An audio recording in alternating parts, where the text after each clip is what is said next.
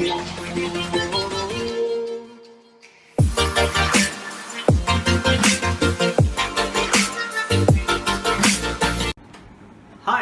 welcome back to Ask Elijah.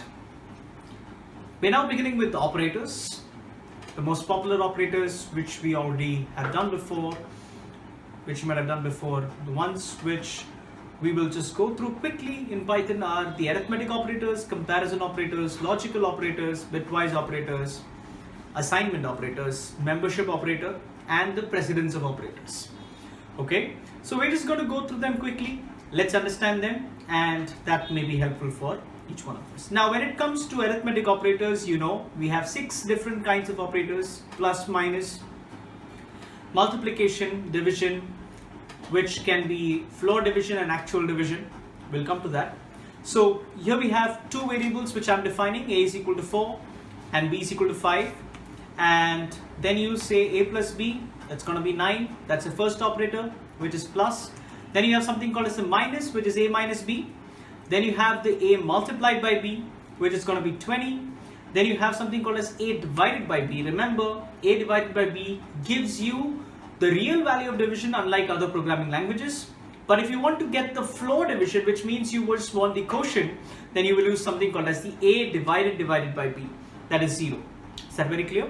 Then you have something called as the modulus. The modulus is nothing but used whenever you want to get the remainder and not the quotient. Okay, so you're going to get the quotient, and that's going to be used with the modulus operator. So a modulus b is going to be 4, and then a raised to b is going to be 1024. Is that very clear? Cool. What is this a raised to b? Which means a is now currently 4 and b is 5. So 4 raised to 5. 4 into 4 into 4 into 4 into 4, that's 4 raised to 5. That's going to be with 2 stars, a raised to b. And finally, so these are the few operators that we have in the arithmetic operators. But now, if you will have something like this, minus 7 divided by 3, basically using the floor division. If it was 7 divided by 3, what do you think it should have been? It would have been 2. Why? Because 3 2s are 6. So the quotient is 2. Okay, but if you write that as minus 7, it will not be 2, or it will not be minus 2, it will be minus 3. Why so?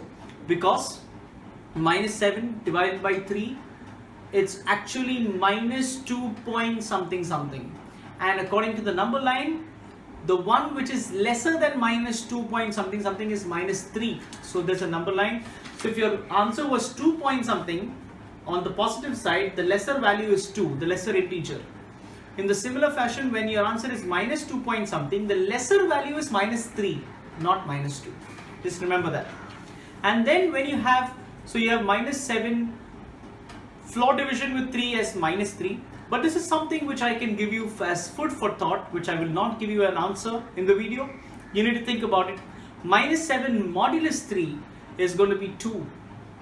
Some of you may have a doubt, but I want you to think about it yourself and then let me know if you know it. Alright.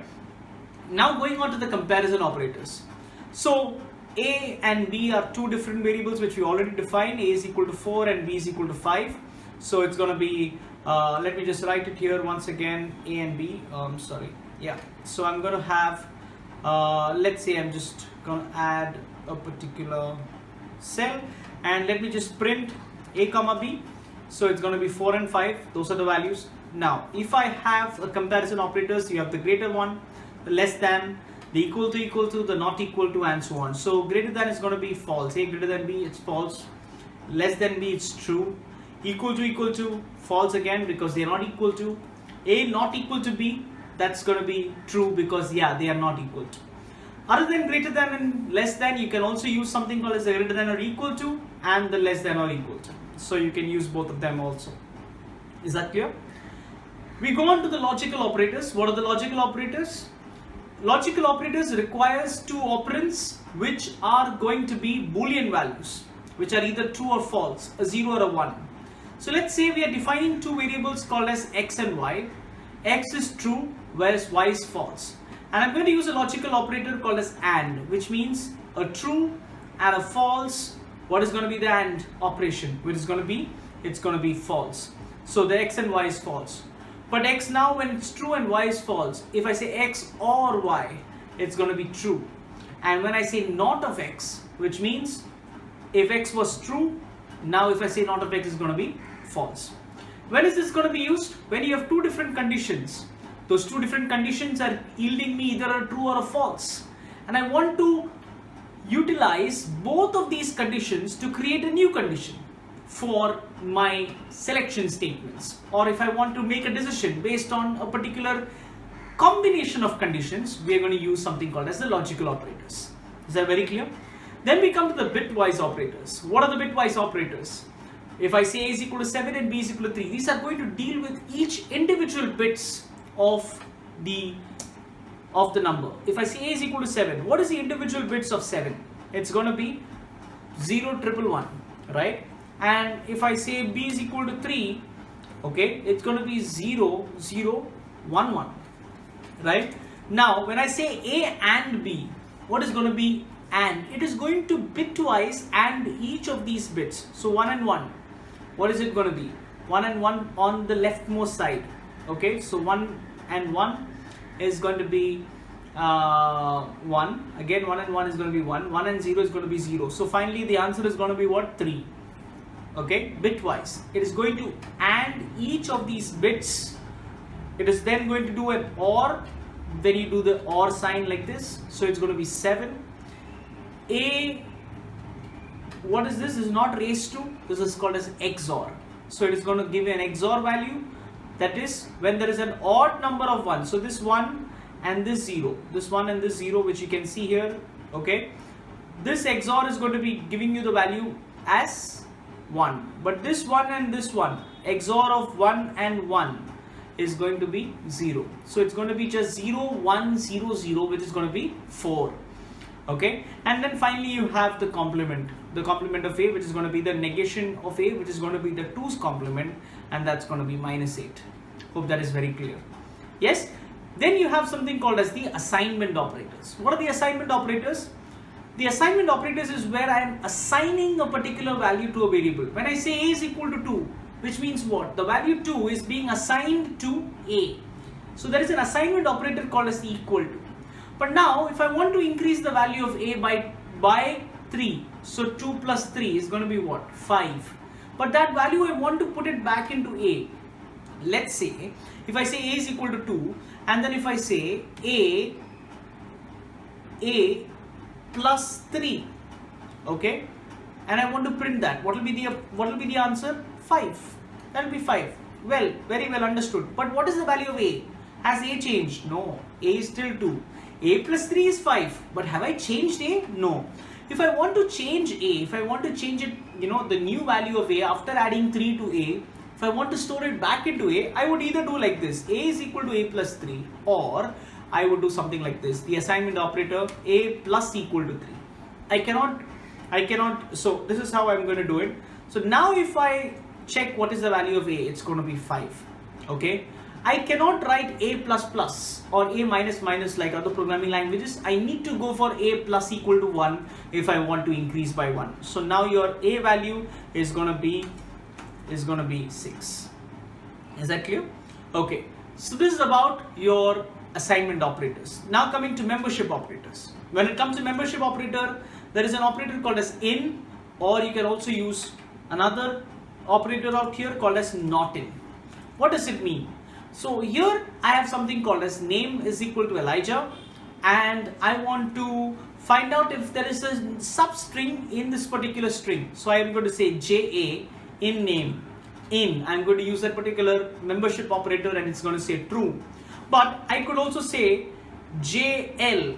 Is it in name? It will give me what? False. But if so this is going to give me false. Yeah, it's not there. But if I know it's not there and I want to check whether it's not there, I can also use the operator called as not in, and it's going to say yeah, true, that's right, it's not there in name. Is that clear? Now coming to the precedence of operators. There are multiple operators. Who is going to be given more importance? Who is going to be the precede, or who is going to give, who is going to be given more importance when existing together? 3 plus 2 minus 3. Who is going to be done first when plus and minus are there? it's always going to be left to right, which means plus first, minus later in this particular case. If minus was first, minus first, plus later.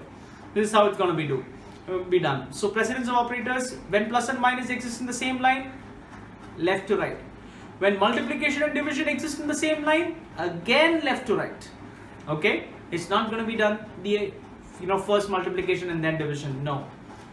When you have multiplication, division, addition and subtraction, all of them in the same line, like this one, it's going to be done not left to right, but who is going to be given more preference? First multiplication and division is going to be given more preference. Then after that, addition and subtraction. So first it's going to be done is 3 divided by 2 is going to be done first. What is 3 divided by 2? I think, yeah, that's 1.5. Then 3 multiplied by 6, it's 18. 18 and 6 divided by 3 is going to be 2.0. So here you have the value that is 18 plus 1.5, that is 19.5. 19.5 minus 2 is nothing but 17.5.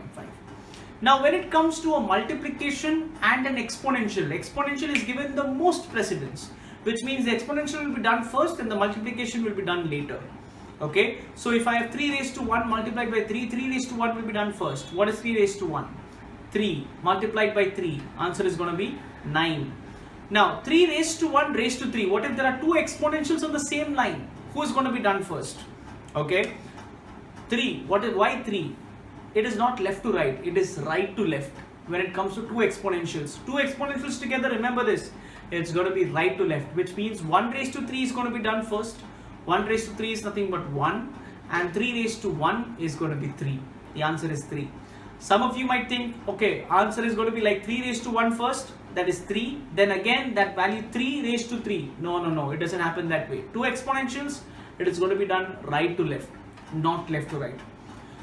So if you want the 3 raised to 1 should be done first, then you put something called as parenthesis. Parenthesis has the most precedence. 3 raised to 1 first and then raise it back to 3, that is going to be 3 raised to 3, that's going to be 27.